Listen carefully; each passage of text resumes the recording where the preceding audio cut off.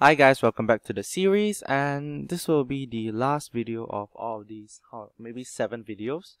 So I would not like to waste your time, so let's just get right into the problems, and I hope you take a look yourself. I'll be drawing the picture for problem 19. So yeah, okay, see the trapezium, midpoints of A, B, B, C, K, L, M, N. So find the area of. Okay, so I hope that you have taken a look at the problem 19. So midpoints of A, B, C, D, and DA are K, L, M, N respectively, and find the area of the quadrilateral K, L, M, N. So this one means that this one.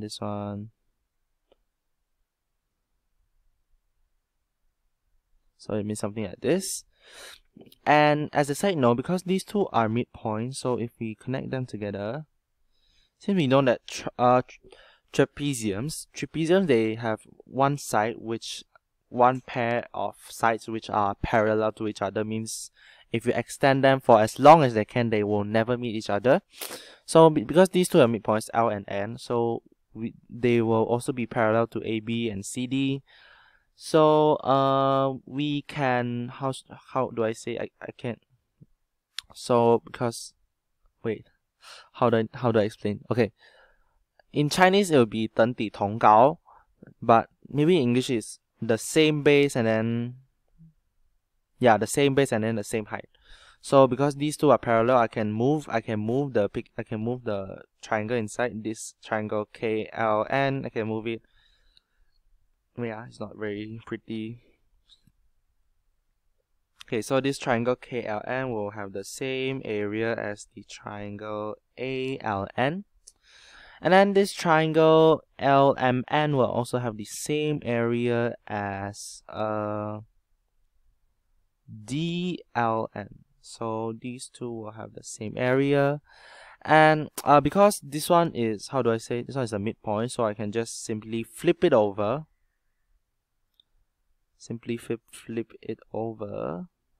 And this actually turns into, how should I say, this will turn into a parallelogram. Because why? Because this one is these two are parallel, we know, and then these two will also be parallel, because this ln is actually ln times 2 is equals to AB times DC. But why is it so? How do I explain this? Okay, because when you basically turn this trapezium ABLN around and then you just flip it over here like this, what you will get is, how do I say, because you are turning this 180 degrees around, and then after you turn it 180 degrees, it'll still be like this. So yeah, so this one will be a parallelogram, and this whole thing will be, so when I move this one, it will become like this, and then this whole new triangle, which was originally, wait, let me change my pen color. Okay, what's happening?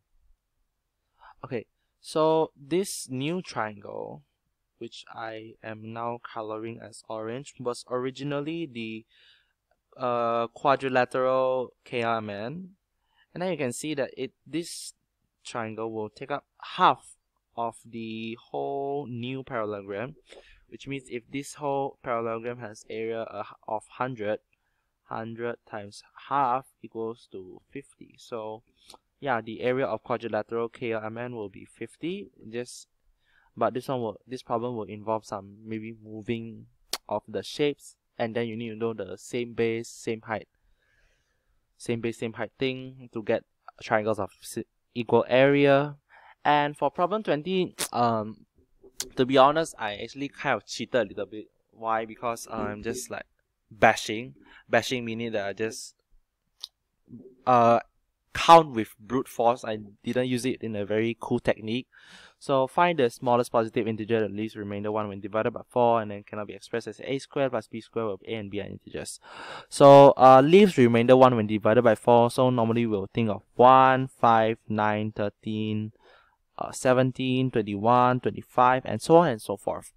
And cannot be expressed as a squared and b squared, where a and b are integers. So when I say integers, I include the number 0 inside. So here, actually what I did was just try every number and see if I can divide, if I can break it into 2a and b like this. So for this one, we will have 1 squared plus 0 squared, and then for this 5 we have 2 squared plus 1 squared, and then for this 9 we have 3 squared plus 0 squared. And then what I'm doing is just basically this kind of very strange stuff lah.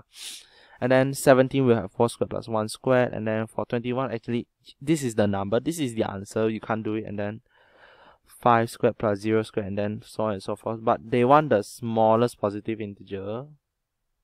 So yeah, this one actually is quite fast.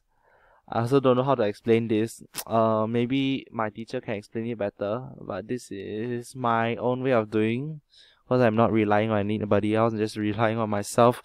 So yeah, this brings us to the end of our discussion. So we have actually discussed 20 questions like that, 20 questions by doing so, and I'm very proud of myself that I recorded all of this one day. So I hope during the official competition you guys can do your best. So yeah, get great scores, and then if possible get into the national team.